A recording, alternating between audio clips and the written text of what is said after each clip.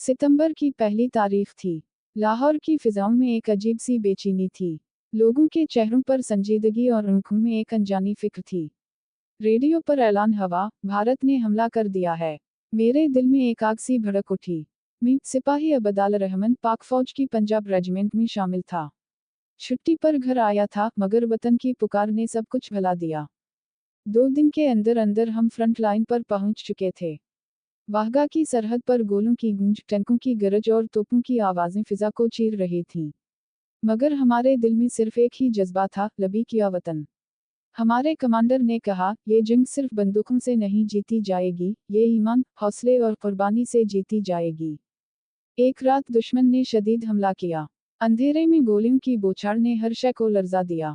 मैं अपने मोर्चे में था, साथ ही मेरा करीबी दोस्त अकरम भी था। एक गोला करीब आकर गिरा, मिट्टी का तूफान उठा और जब धूल छुट्टी तो अकरम खामोश लेटा था। मैं चीखा, मगर आवाज गोलियों में दब गई। मैंने इसे गोद में लिया, इसकी आंखें बंद हो चुकी थीं। वो हंसता खेलता अकरम अब खामोश था। इसका खून मेरे हाथों पर था, मगर मेरी आंखों में आंसू नहीं थे, क्योंकि दुश्मन अब भी सामने था। जंग के दिन गुजर रहे थे। हमने दुश्मन के कई हमले पसपा किए।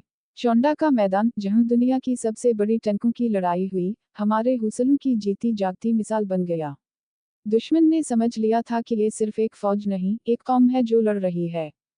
एक दिन हमें हुक्म मिला कि दुश्मन के कैंप पर अचानक हमला करना है। अंधेरी रात थी। हम खामोशी से आगे बढ़े। हर कदम पर मौत का खतरा था, मगर हम रुके नहीं। जैसे ही हम करीब पहुंचे, एक भारतीय सिपाही ने हमें देख लिया। फायरिंग शुरू हो गई। मैंने एक दरख्त के पीछे पनाह ली और वापस फायर किया। एक गोली मेरे बाजू को चरती हुई गुजरी, मगर मैंने हिम्मत नहीं हारी। हमने वो कैंप तबाह कर दिया।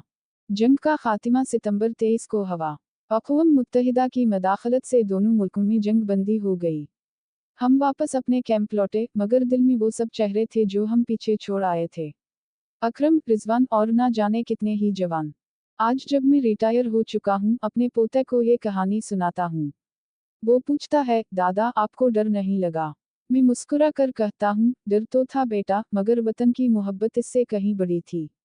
1965 की जंग हमारे लिए सिर्फ एक तारीख नहीं, ये एक जज्बा, एक कुर्बानी और एक फख्र की अलामत है। ये वो वक्त था जब पूरी कौम एक हो गई और दुनिया को दिखा दिया कि हम एक जिंदा कौम हैं, जो अपने वतन पर आंच नहीं आने देगी।